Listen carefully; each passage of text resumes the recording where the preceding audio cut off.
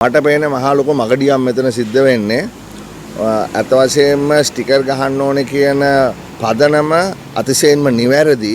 මොකද මේ බදු නොගෙවා මිනිස්සු අරක්කු බෝතල් බියර් බෝතල් විකුණන්න පටන් ගැනීම නිසා මේන්ලි අරක්කු බෝතල්.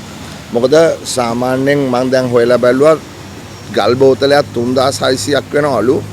ඒකෙන් 1600 ගාණක් බද්ද ආණ්ඩුවට එන. එතකොට ගල් බෝතලයක් වික්කොත් එහෙම ඔය බද්ද ගවන්නේ නැතුව ආණ්ඩුවට කීයක්වත් එන්නේ 3600ම මේ ඒ හාදයට විකුණ හාදයට යනවා.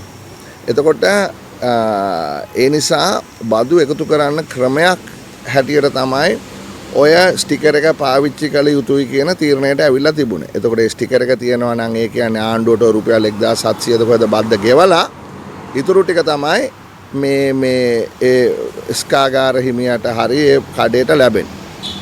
එතකොට දැන් මේක 2017 ටෙන්ඩර් කරලා 2018 මං හිතන්නේ අවෝඩ් කරලා 2021 හරි 22 තමයි මේ අතම වැඩේ පටන් අරන් තියෙන්නේ. 2021 22 කාලේ. ඊට පස්සේ 2023 ඉඳලා තමයි ඇත්තටම මේ 2016 කට තීරණය ක්‍රියාත්මක වෙලා තියෙන්නේ. දැන් ප්‍රශ්නේ වෙලා තියෙන්නේ මේ ස්ටිකර් හොරට ගහනවාද කියන වැඩේ.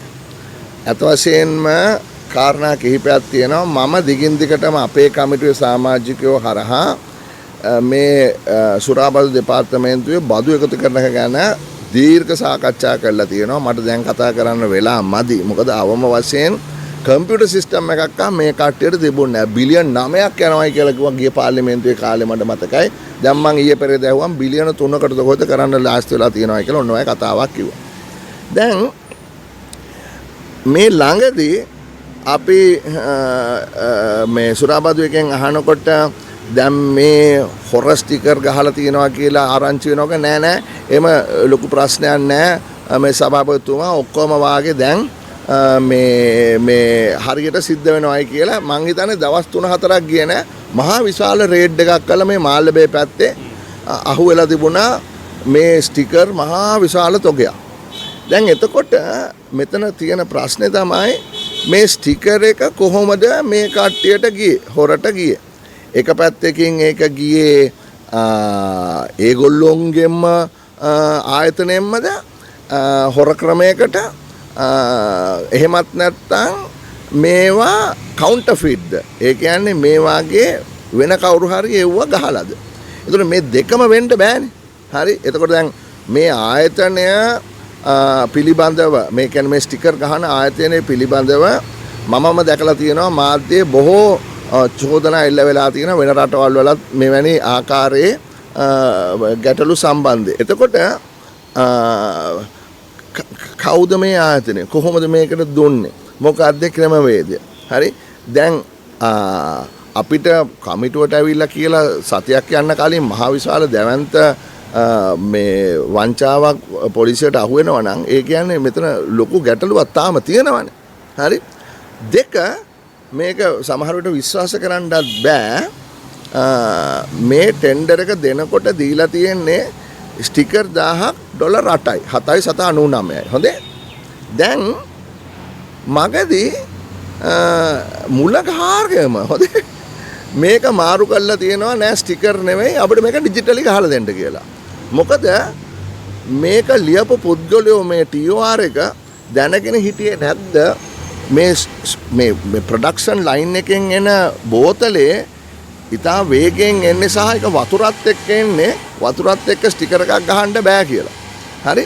එහෙම නැත්නම් මේ බෝතලේ වේලලා ස්ටිකර් ගහනකොට මේකට කාලයක් යනක ඉන්නවිෂන් ඒ නිසා ලෝකේ ගොඩෝ තැන් වල වාගේ මේක ප්‍රොඩක්ෂන් ලයින් එකේම මේ ඩිජිටල් ස්ටිකර් එක ගහගෙන යනවා. විශ්වාස කරන්න ඩොලර් 8 ඉඳලා ස්ටිකර් ප්‍රින්ටර් එක මේ ප්‍රින්ටඩ් ස්ටිකර් එක වෙනුවට ඩිජිටල් එකට මාරු කරනකොට ඩොලර් 8ම ගෙවනානේ මේ මිනිස්සු. ස්ටිකර් 1000කට ඩොලර් 8ම ගන්නවා. මං හොයලා බැලුවා මේ ඩිජිටල් මේ ප්‍රින්ට් එකක් ගහන්න කොච්චර විතර යනවද කියලා. ඩොලර් වලින් හොඳේ. ඒගොල්ලෝ කියන්නේ මේ 1000ක් ගහන්න $7 15ක් සමවෙන ඩොලර් සත 12ක් වාගේ යනවා කියලා. මැක්සිමම්. හරි? එතකොට දැන් මම යෝජනා කරලා තිබුණා මේ කට්ටියට මීට කලින් මේක දැන් ඕන තැනක තියෙනවා දැන් අපි ෆෝන් එකක් පාවිච්චි කරාත් මේක ඔතෙන්ටිකේෂන් OTP එකක් එනවනේ. එතකොට මේ two factor authorization කියලා ගන්න එන්නේ.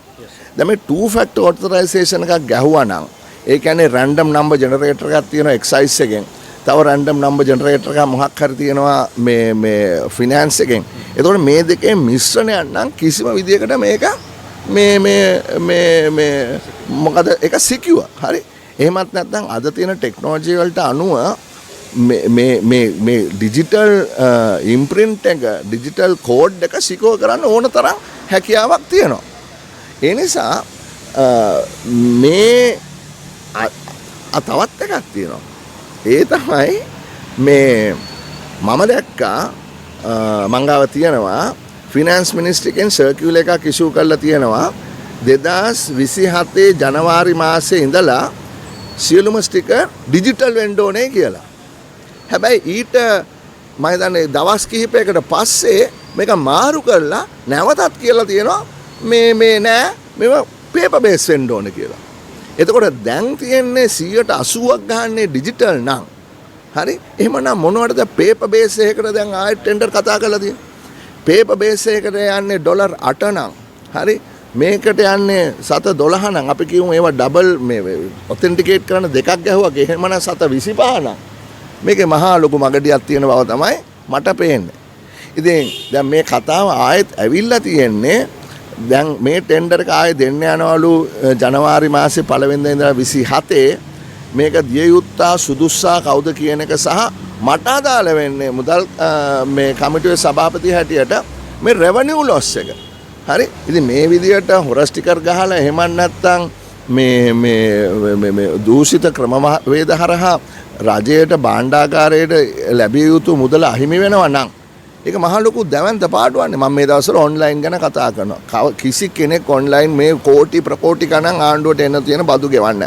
දැන් මං හොයලා බැලුවා මේ අත වශයෙන්ම මේ අහිමි වෙන බද්දෙන් හරි අපි සුවසැරියට වියදම් කරන ප්‍රමාණය වගේ අවුරුද්දකට මගේ ගණනය කිරීම ඒ වගේ 8 ගුණයක විතර බද්දක් අපිට අහිමි වෙනවා.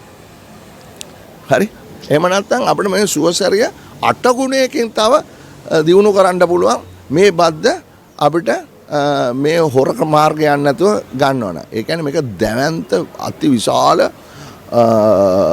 මේ වංචාවක් තියෙන බව තමයි අපිට හැඟියන්නේ මේ පිළිබඳව අපි හොයන්න ඕනේ. දැන් මේක පිළිබඳව දැන් ටැක්ස් එක පුරාබදු ගණන් කියන්නේ දැන් පුරාබදු වලින් යාමත් ලොකු ටැක්ස් එකක් හම්බ වෙනවා මත්තම් හම්බ වෙනවා ස්ටිකර් ඉන්න නැති මේ පොරොත්තු දෙන්න අඩු වෙන්න පුළුවන් නේ. ඉතින් ඒක ආයි කියන්න දෙයක් නැහැනේ. ඒක වැඩි වෙනවා කියන්නේ හැමදේම සාපේක්ෂයිනේ. හරිද? හොර ස්ටිකර් ගහලා හම්බ වෙන්නේ නැත්නම් මම කිව්වනේ මේකේ බිලියන් ඔය අඩු වෙන ප්‍රමාණය බිලියන් 40ද 50ද 80ද හරි ඒකවත් හරියට දන්නේ නැහැනේ. මම මේ කියන්නේ ජෙනරලි කතා වෙන මේ ෆිගර් එකක් එක තමයි මම කතා කරේ. ඉතින් දැවන්ත මේ සොයා බැලීමක් කරන්න සිද්ධ වෙනවා.